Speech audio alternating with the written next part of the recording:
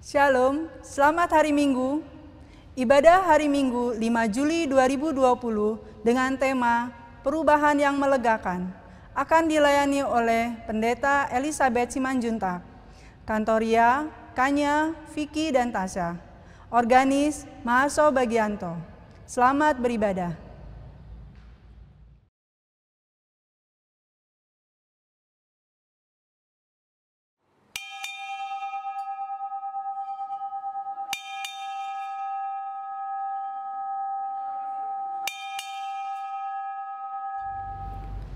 Umat dimohon untuk berdiri. Kita menyanyikan pelengkap Kidung Jemaat 27 bait 1 dan 6. Nyanyikanlah nyanyian baru.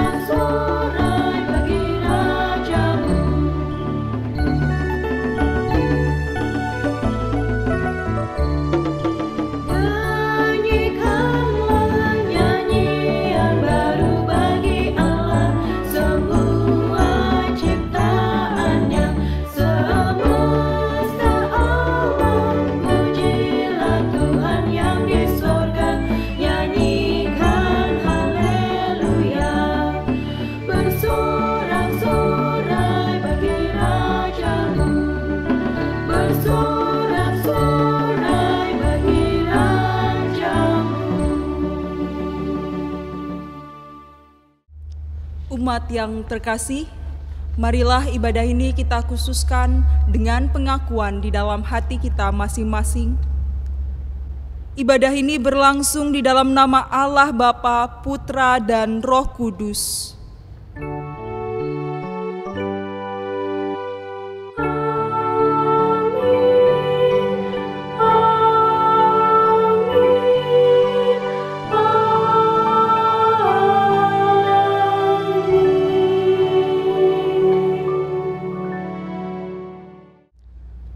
Kasih karunia dan damai sejahtera dari Allah Bapa kita dan dari Tuhan Yesus Kristus menyertai saudara. Menyertai saudara juga. Umat dipersilakan untuk duduk. Marilah kita memuji Tuhan dari Kidung Jemaat 344, bait yang pertama dan bait yang ketiga. Ingat akan nama Yesus.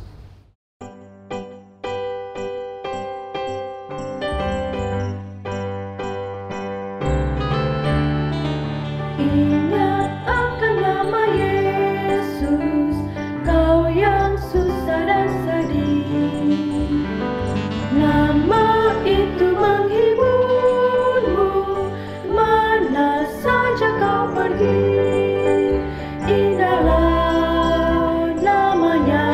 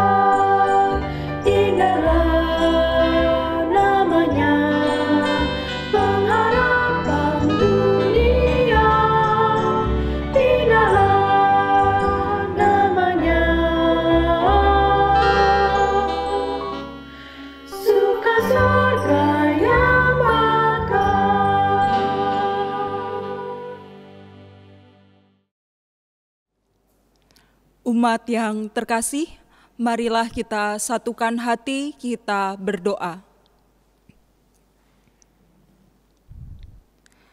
Kami datang ke hadirat-Mu ya Bapa.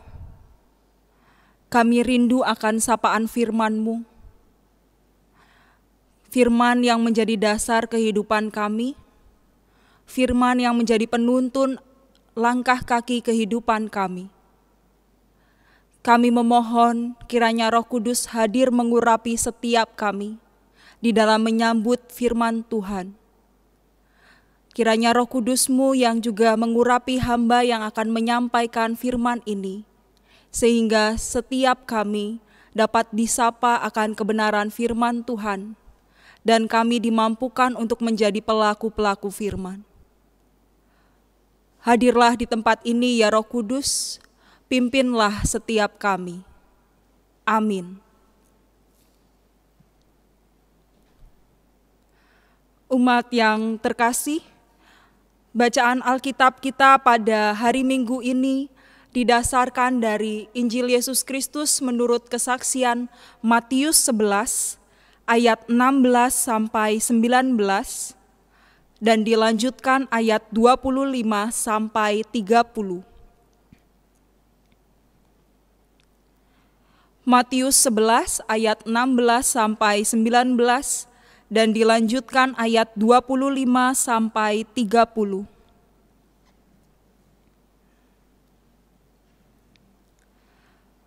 Dengan apakah akan kuumpamakan angkatan ini? Mereka itu seumpama anak-anak yang duduk di pasar dan berseru kepada teman-temannya, "Kami meniup seruling bagimu, tetapi kamu tidak menari. Kami menyanyikan kidung duka, tetapi kamu tidak berkabung." Karena Yohanes datang, ia tidak makan dan tidak minum, dan mereka berkata, "Ia kerasukan setan."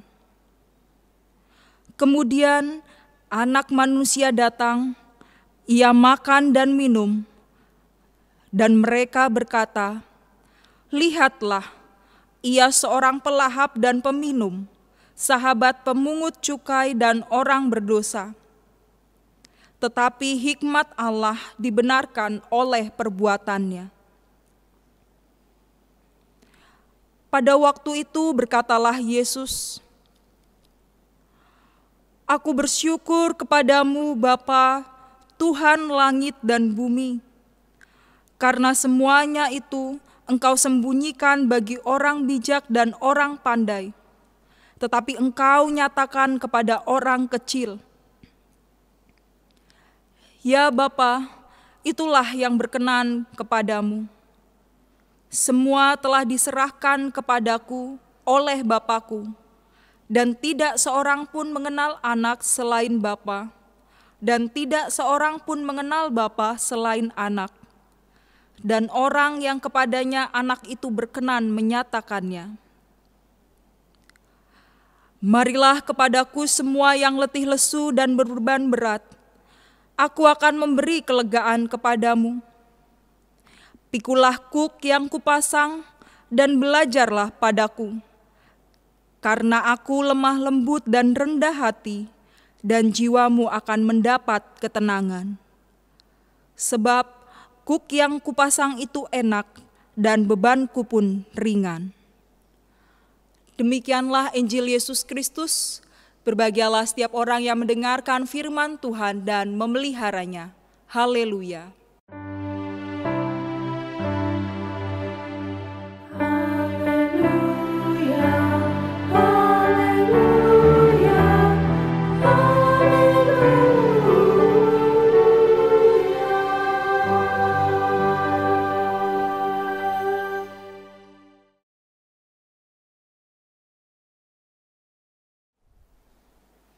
Shalom, selamat hari Minggu Bapak Ibu dan saudara-saudari yang terkasih.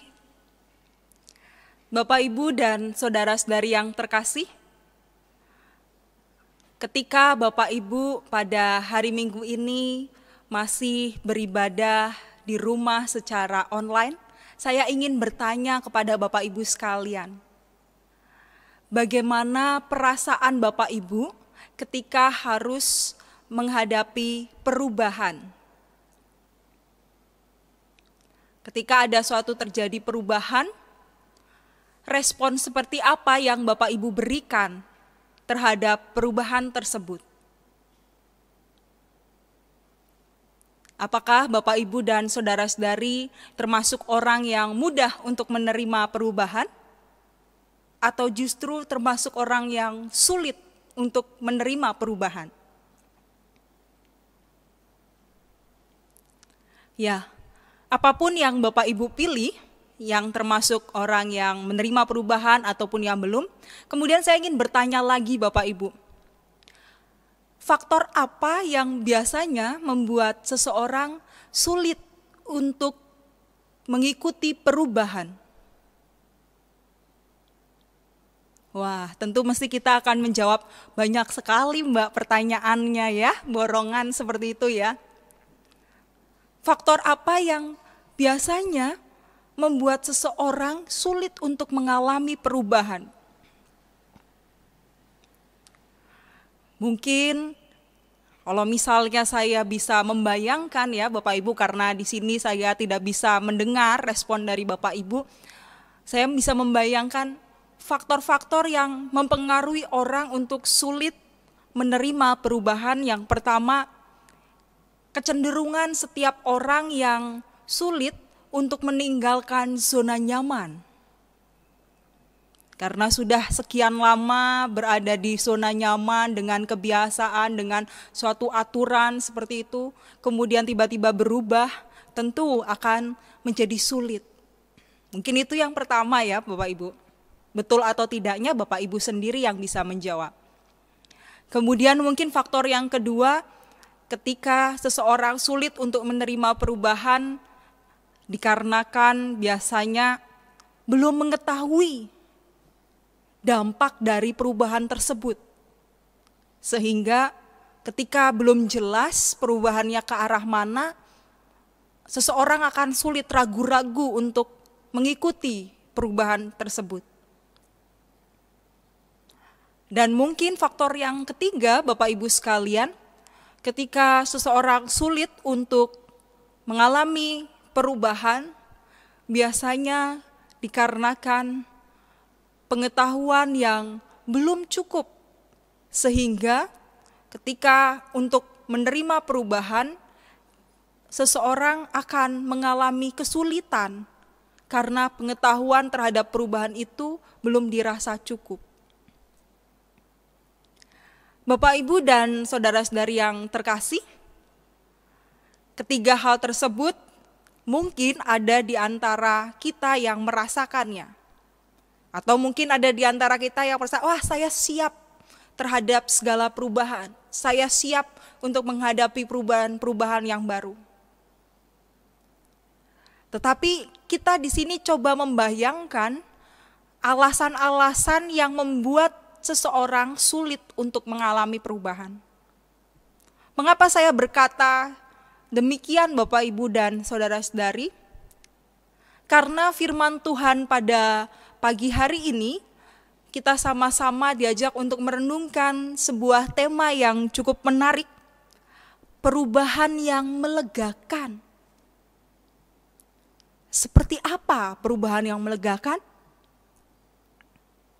Ya, Bapak, Ibu, dan saudara-saudari yang terkasih, bacaan Alkitab kita di dalam Matius 11 ayat 16 sampai 19 dan dilanjutkan ayat 25 sampai 30 menunjukkan kepada setiap kita bahwa tidak mudah untuk melakukan perubahan.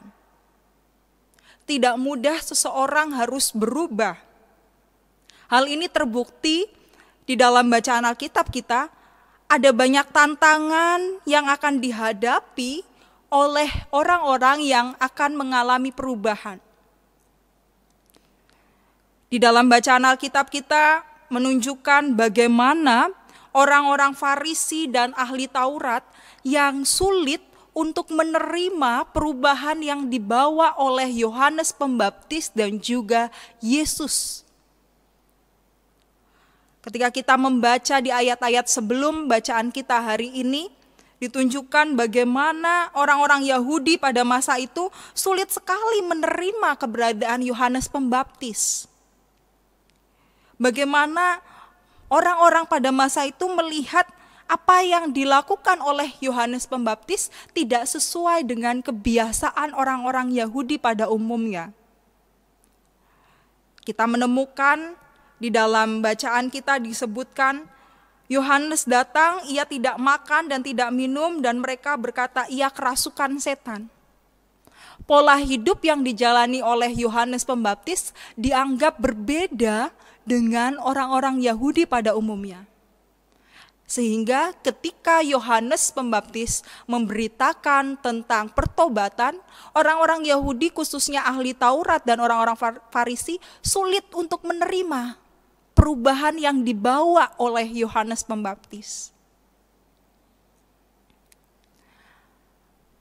Bapak, Ibu, dan saudara-saudari yang terkasih, di dalam bacaan kita pada hari ini, di tengah konteks tersebut, di tengah realita yang sedang terjadi pada masa itu, orang-orang yang sulit untuk menerima perubahan yang dibawa oleh Yohanes Pembaptis, Yesus mengingatkan mereka dengan sebuah pertanyaan yang cukup menarik, Bapak Ibu.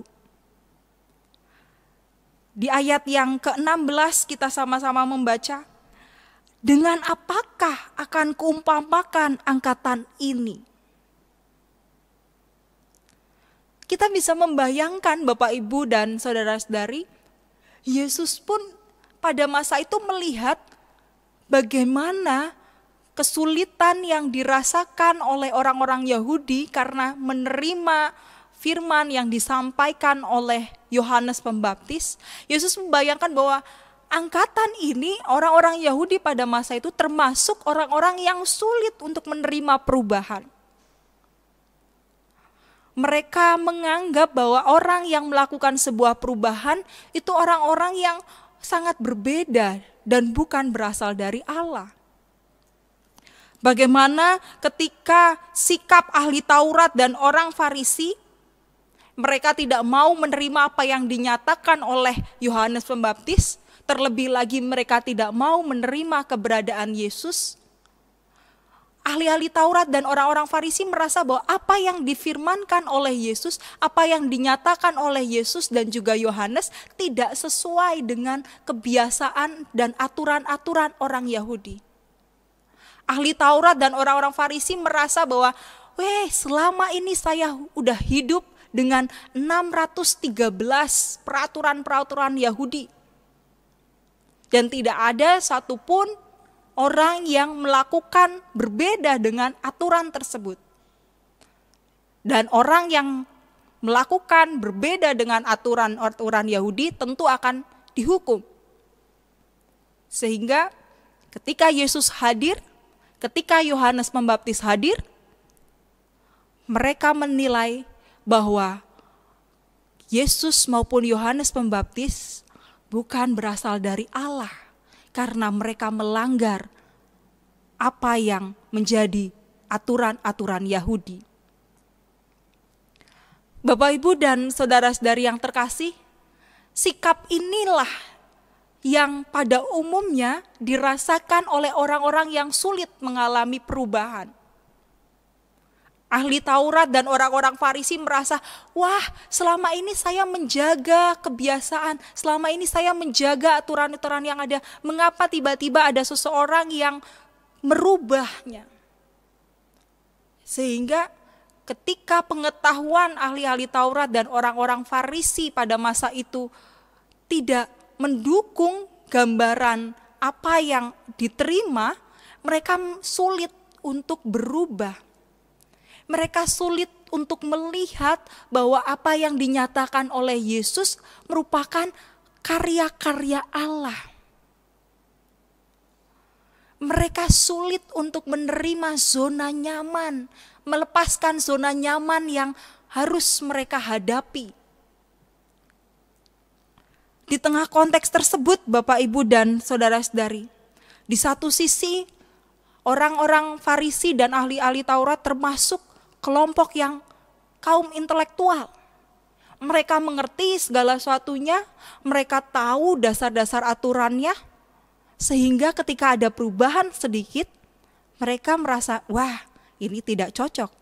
Mereka hanya menilai segala sesuatunya berdasarkan kemampuan intelektual mereka. Di tengah konteks saat itulah Yesus menggambarkan, dengan apakah angkatan ini akan saya gambarkan? Sudah ada Yohanes Pembaptis meminta untuk perubahan, tetapi ditolak. Saya sudah hadir, tetapi ditolak.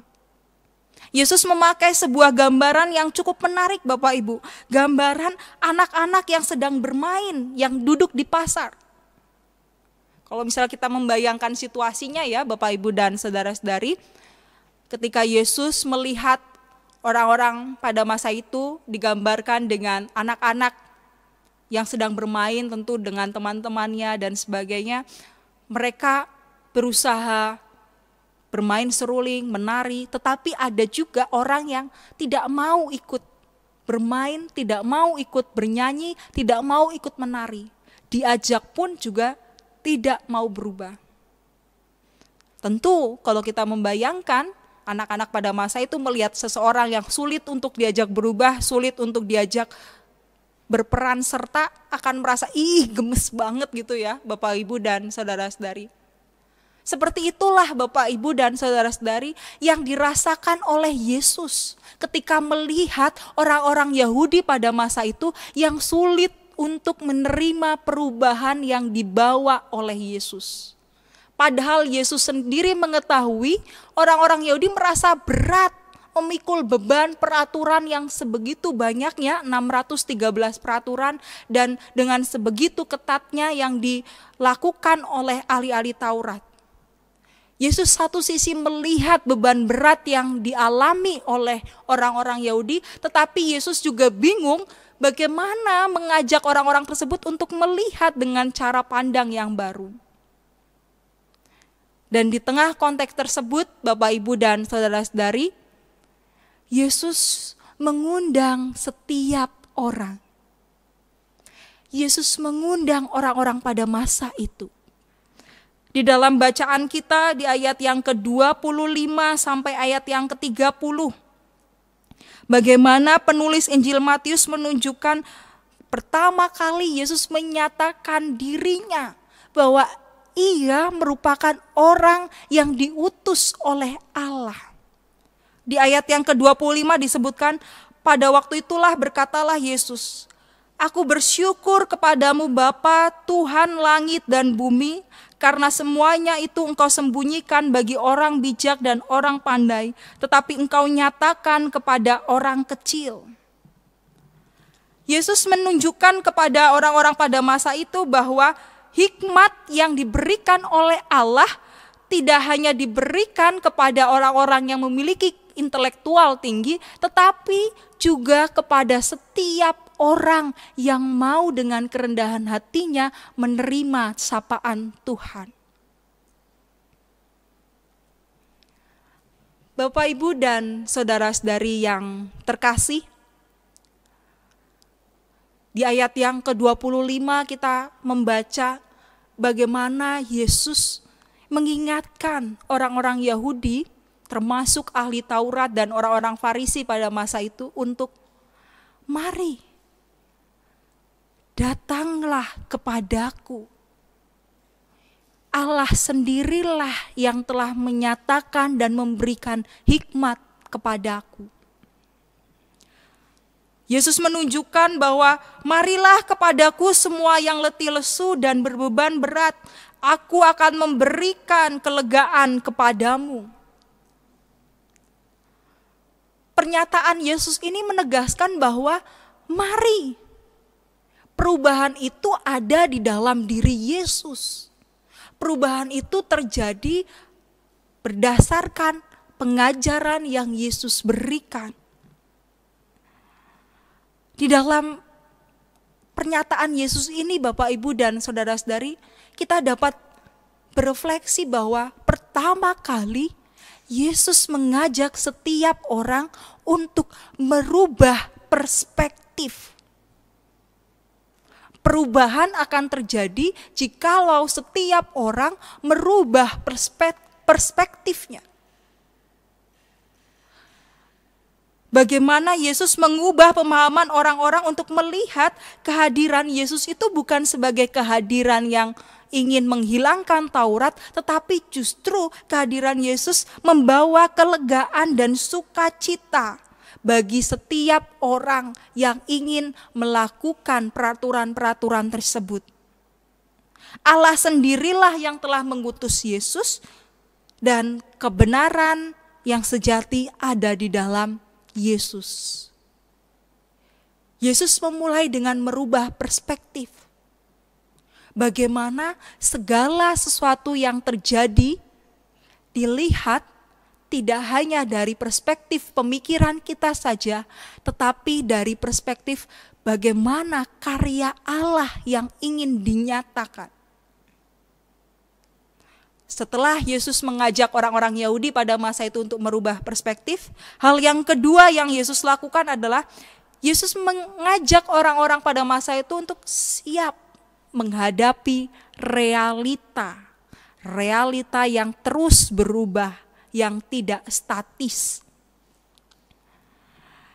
Yesus memberi teladan sikap untuk rendah hati dan lemah lembut di dalam menghadapi segala realita hidup.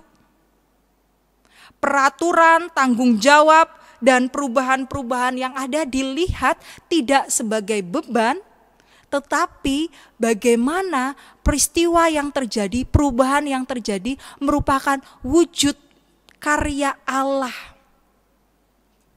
Bagaimana jikalau ketika seseorang mengalami satu peristiwa yang menurutnya sangat berbeda, atau mungkin peristiwa atau aturan-aturan yang berbeda daripada umumnya, Yesus mengajak, mari siaplah menghadapi realita perubahan itu. Siaplah untuk menyambut segala peristiwa-peristiwa yang mengejutkan, yang membuat kita semakin menyadari karya kasih Allah. Dan tidak hanya itu saja Bapak, Ibu, dan saudara-saudari. Yesus juga menyatakan, Yesus tidak mengajak orang-orang, ya sudah bebanmu bawa sini buat saya saja. Tidak.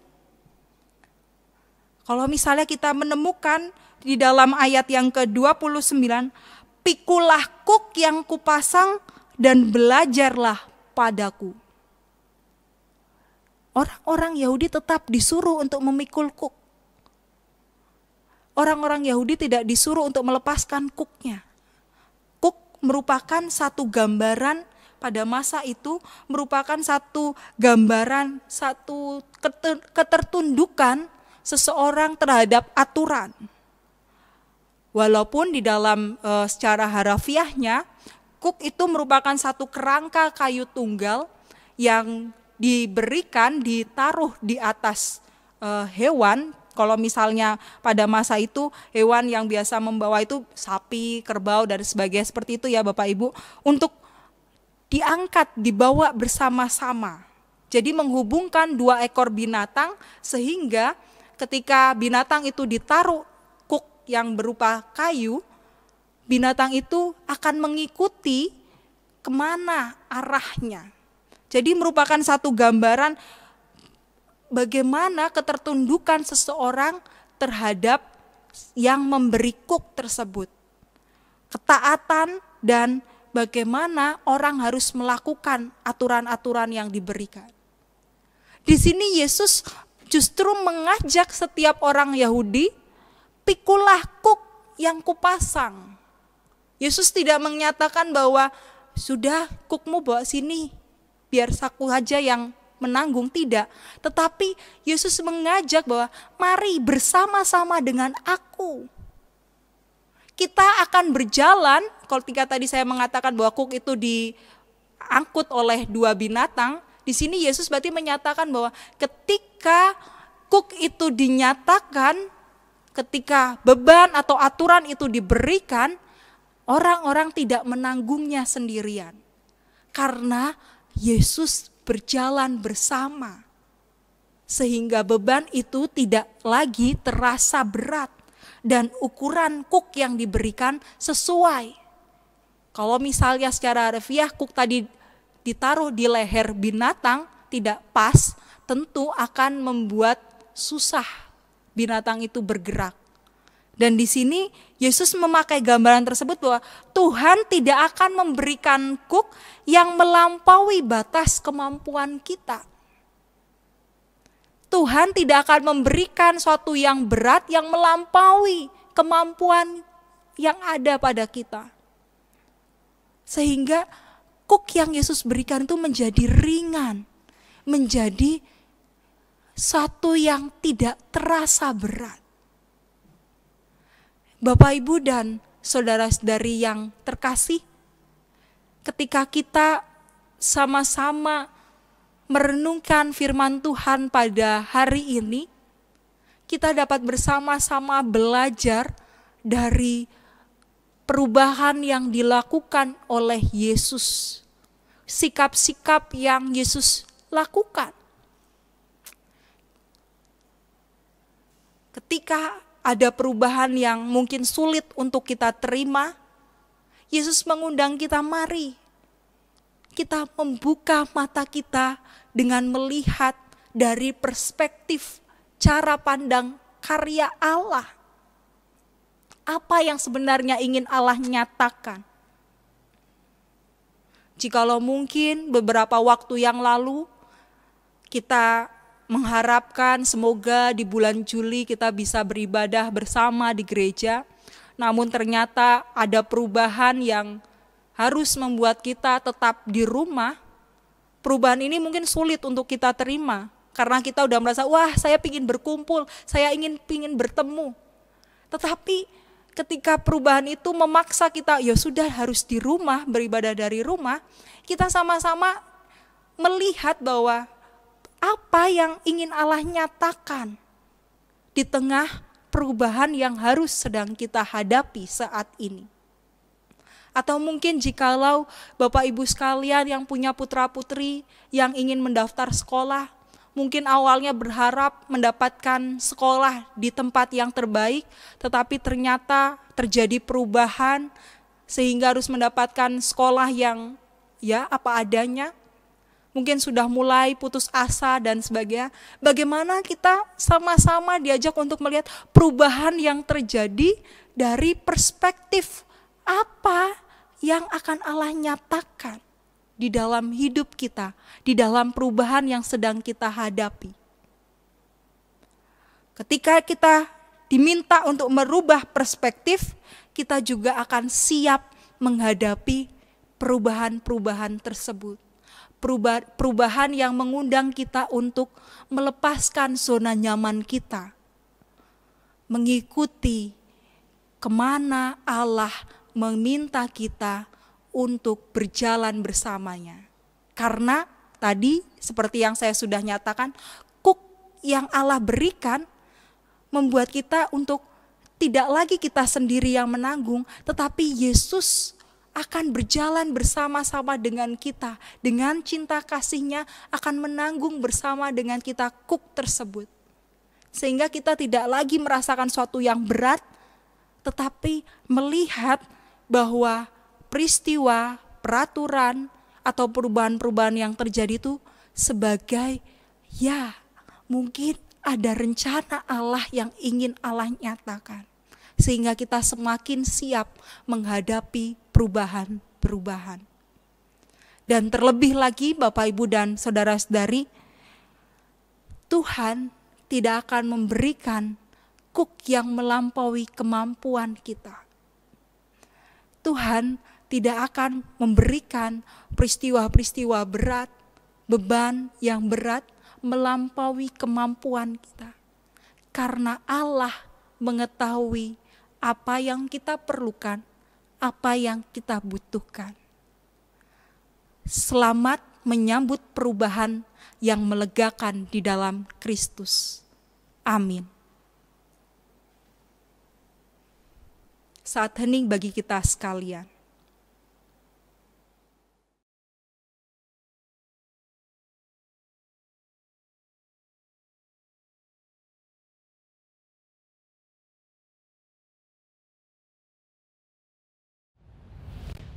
Umat dimohon berdiri. Mari kita ucapkan pengakuan iman rasuli demikian. Aku percaya kepada Allah Bapa yang Maha Kuasa, Khalik langit dan bumi, dan kepada Yesus Kristus, anaknya yang tunggal, Tuhan kita, yang dikandung daripada Roh Kudus, lahir dari anak darah Maria, yang menderita di bawah pemerintahan Pontius Pilatus, disalibkan, mati dan dikuburkan, turun ke dalam kerajaan maut. Pada hari yang ketiga, bangkit pula dari antara orang mati, naik ke surga, duduk di sebelah kanan Allah, Bapa yang Maha Kuasa, dan akan datang dari sana untuk menghakimi orang yang hidup dan yang mati. Aku percaya kepada Roh Kudus, gereja yang kudus dan am, persekutuan orang kudus, pengampunan dosa, kebangkitan daging, dan hidup yang kekal. Umat dimohon duduk kembali. Mari kita bersatu di dalam doa. Kami datang ke hadirat-Mu ya Bapa. Kami memohon pertolongan Tuhan, hadir mengurapi setiap kami, terlebih lagi mengurapi bangsa dan negara kami. Di tengah situasi pandemi COVID-19 ini, kami memohon Tuhan menolong dan melindungi kami. Berikanlah hikmat kepada para pemimpin negeri kami. Biarlah segala kebijakan yang diambil di dalam memutus mata rantai penyebaran COVID-19 dapat membawa kesejahteraan bagi setiap rakyat. Kami juga memohon kiranya Tuhan terus melingkupi setiap kami. Terlebih lagi kepada para penderita COVID-19, para tenaga medis, dan orang-orang yang ikut berjuang untuk mengatasi pandemi COVID-19 ini. Tuhanlah yang menolong, Tuhanlah yang memulihkan. Ya Bapa, kiranya Engkau tetap terus menyatakan karya di tengah-tengah kehidupan kami. Meskipun pandemi COVID-19 ini membawa begitu banyak perubahan di dalam hidup kami, perubahan yang mungkin masih sulit untuk kami terima, mampukan kami ya Bapa untuk melihat segala yang terjadi di dalam hidup kami tidak terlepas dari campur tangan karya-karya yang ingin Allah nyatakan di dalam hidup kami. Sehingga ketika kami harus menghadapi perubahan, kami tetap memiliki semangat untuk hidup, semangat untuk berkarya, melakukan apa yang menjadi tugas dan tanggung jawab kami. Tanggung jawab sebagai warga negara, tanggung jawab sebagai persekutuan umat Tuhan, tanggung jawab di tengah-tengah keluarga kami.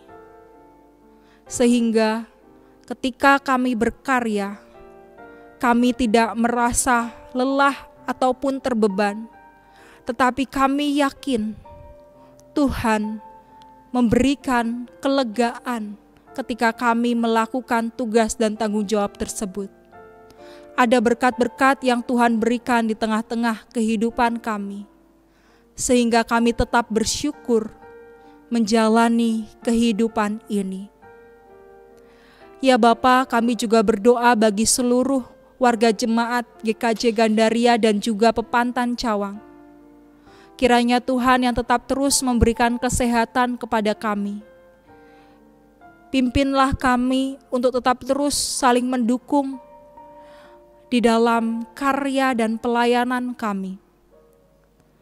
Pimpinlah kami untuk tetap menjadi saluran berkat bagi sesama kami. Ya Bapa, kami juga berdoa bagi jajaran Yonif Mekanis 201 Jaya Yuda dan juga Yayasan UKI. Kami memohon kiranya Tuhan memberkati di dalam segala karya yang harus dinyatakan. Biarlah Tuhan melindungi, biarlah Tuhan memampukan setiap orang-orang yang bekerja di dalamnya. Ya Bapa, kami juga berdoa bagi pergumulan kami, pribadi lepas pribadi. Ada banyak harapan yang ingin kami panjatkan ke hadirat-Mu. Bagi setiap kami, orang tua yang bekerja, kiranya Tuhanlah yang memberikan semangat kami untuk bekerja. Berikanlah berkat yang mengalir di tengah-tengah keluarga kami. Bagi setiap kami yang merindukan pekerjaan, merindukan keturunan, merindukan pasangan hidup, merindukan mendapatkan sekolah yang lebih baik, perkuliahan yang lebih baik, kiranya Tuhan yang menjawab doa-doa kami. Kami yakin karya-Mu nyata, rencana-Mu indah di dalam hidup kami, sehingga mampukan kami untuk tetap berusaha sebaik mungkin dan menerima setiap rencana Tuhan yang telah dinyatakan di dalam hidup kami. Ya Bapa, kami juga berdoa bagi setiap kami yang saat ini sedang sakit atau sedang dalam proses pemulihan. Engkau adalah tabib bagi orang-orang sakit. Engkau Allah yang memulihkan kondisi kami. Berikanlah semangat untuk pulih. Berkatilah setiap usaha medis dan pengobatan yang sedang kami lakukan. Sehingga saudara-saudari kami yang sakit atau sedang dalam proses pemulihan dapat merasakan kasih Allah yang begitu luar biasa di dalam kehidupannya. Ya Bapa, kepadamu kami berserah, kepadamu kami panjatkan doa-doa kami ini. Ada banyak segala kekurangan yang kami lakukan di dalam keseharian kami. Kami memohon kiranya Tuhan mengampuni segala dosa dan kesalahan kami. Dan biarlah Roh Kudus membentuk kami untuk hidup sesuai dengan kehendak Tuhan. Di dalam Kristus Yesus kami berdoa. Amin. Mari kita persiapkan persembahan kita yang terbaik untuk Tuhan. Firman yang mendasari persembahan dari Roma 11 ayat 36. Sebab segala sesuatu adalah dari Dia, dan oleh Dia, dan kepada Dia. Bagi Dialah kemuliaan sampai selama-lamanya. Pengumpulan persembahan diiringi dengan pelengkap kidung jemaat 147 bait 1 dan 2. Di sini aku bawa.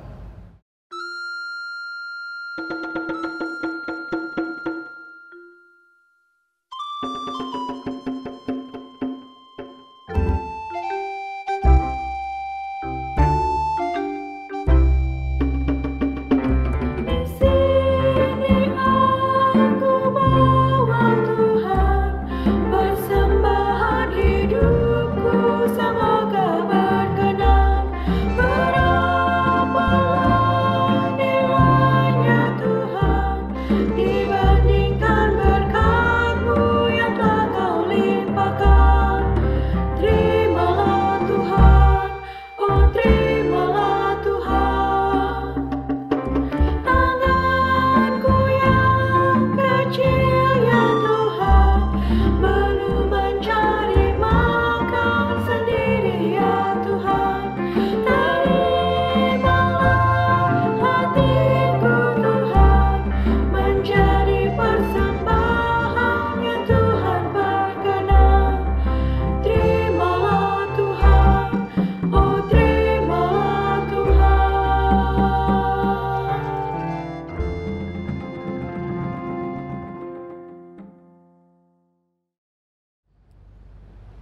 Mari kita berdoa.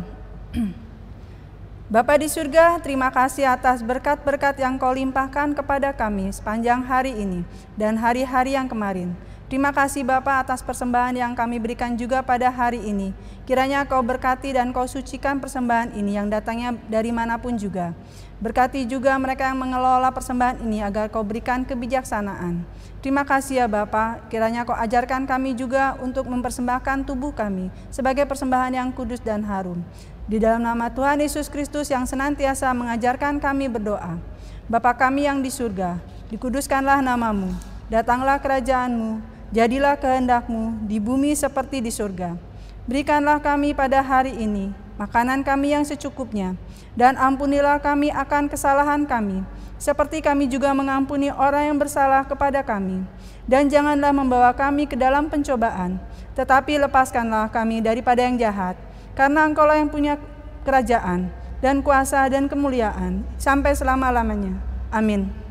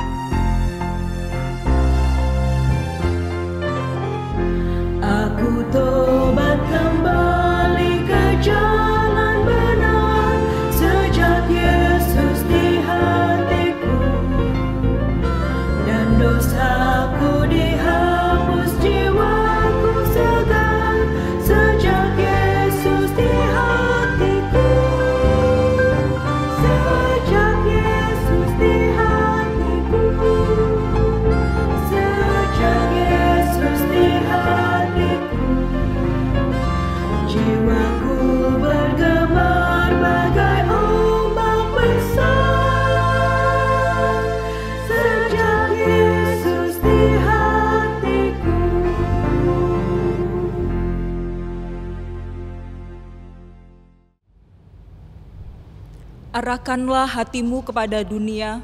Kami mengarahkan hati kami kepada dunia. Jadilah sahabat bagi sesama. Sebab kami rindu menjadi saksi Kristus. Terpujilah Allah, Bapa, Anak, dan Roh Kudus, yang tidak pernah memisahkan kami dari kasih-Nya, sekarang dan selama-lamanya. Kini terimalah berkat Tuhan. Tuhan memberkati engkau dan melindungi engkau. Tuhan menyinari engkau dengan wajah-Nya dan memberi engkau kasih karunia. Tuhan menghadapkan wajah-Nya kepadamu dan memberi engkau damai sejahtera. Amin.